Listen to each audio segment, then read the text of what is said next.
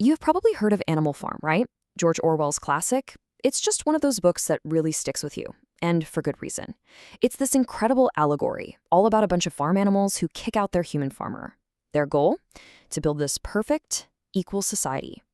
But what starts as this amazing dream of freedom, well, it takes a really, really dark turn. So let's get into it and see how it all went so wrong. And that right there is the million-dollar question, isn't it? What happens when the ones who were being pushed down suddenly get all the power?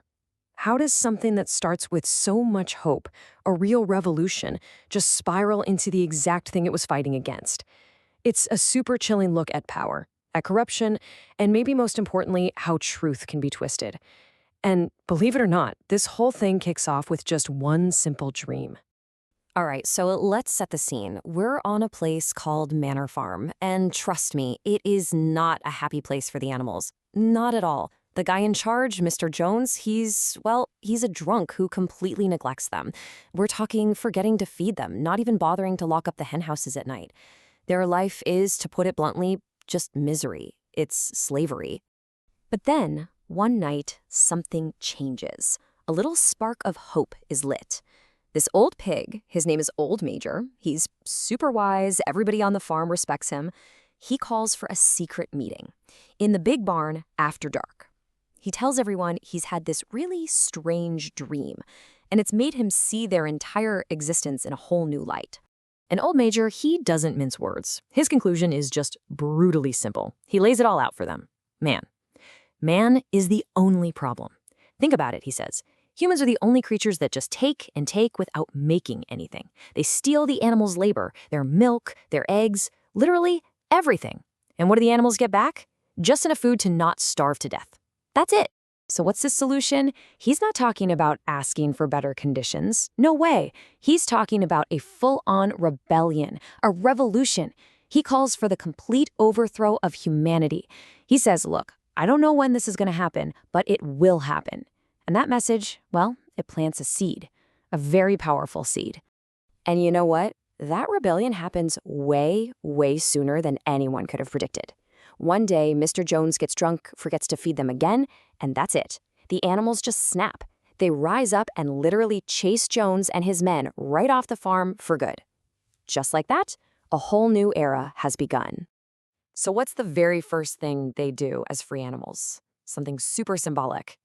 They get rid of that old Manor Farm sign. They paint right over it, and in its place, they write Animal Farm. It's a statement, right? This is their land now. They founded their own republic. Now, to make sure everyone's on the same page, the pigs, who by the way are the smart ones who've taught themselves to read and write, they come up with a set of rules. They paint these 7 commandments in huge white letters on the side of the barn for everyone to see. These are supposed to be the absolute unchangeable laws of their new society. And that last one, number 7, that's the big one. All animals are equal. Okay, so the humans are gone. The animals are in charge.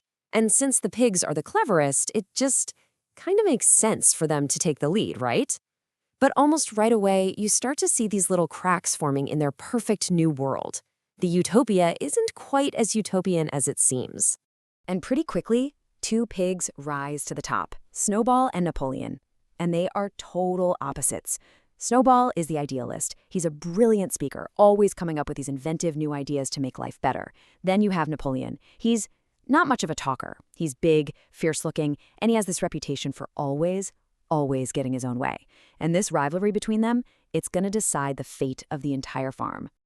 And here it is, the first real red flag. It seems like a small thing, but it is huge. The cows are milked, the apples are harvested, and all the animals just naturally assume, great, we'll all share. But nope.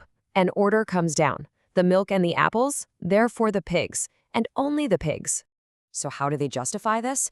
Well, this is where we meet Squealer. He's this small, fast-talking pig who is very persuasive. He's basically the propaganda minister. He explains that the pigs are the brain workers, and they need the extra food to run things. And then he drops the ultimate threat, the one thing he knows will shut everyone up.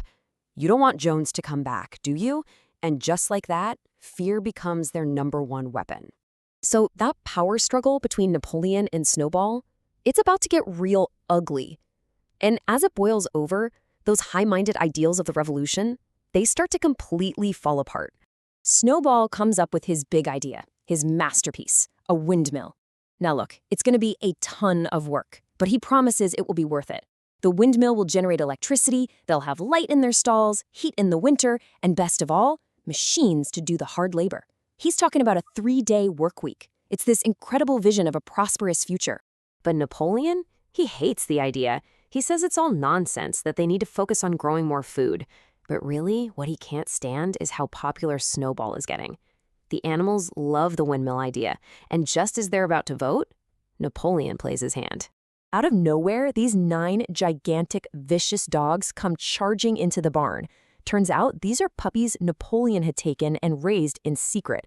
They go straight for Snowball, chasing him in an absolutely terrifying attack until he's forced off the farm for good.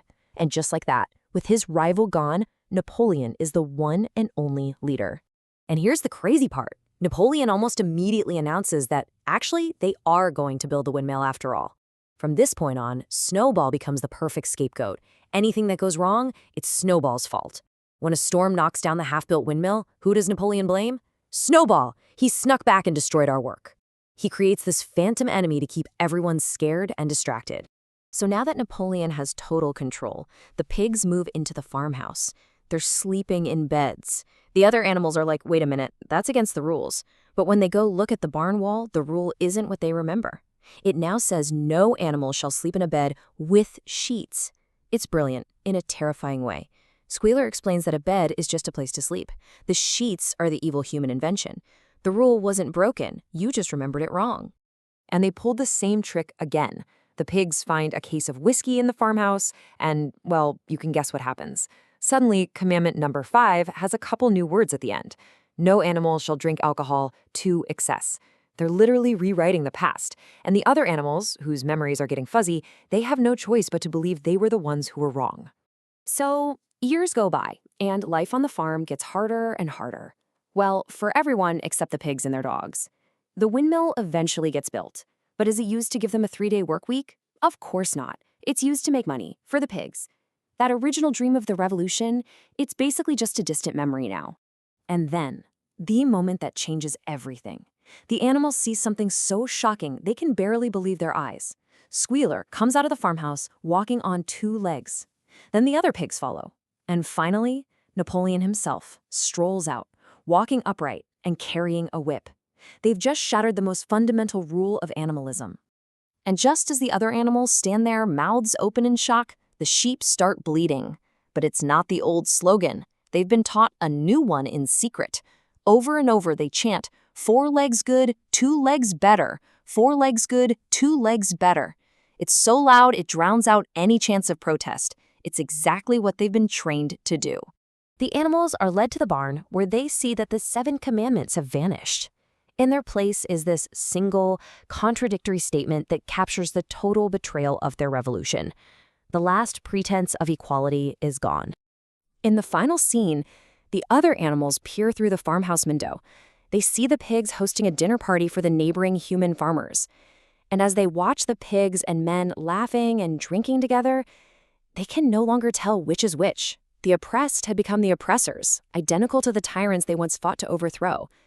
The revolution is over, and you just have to wonder, was it doomed from the start?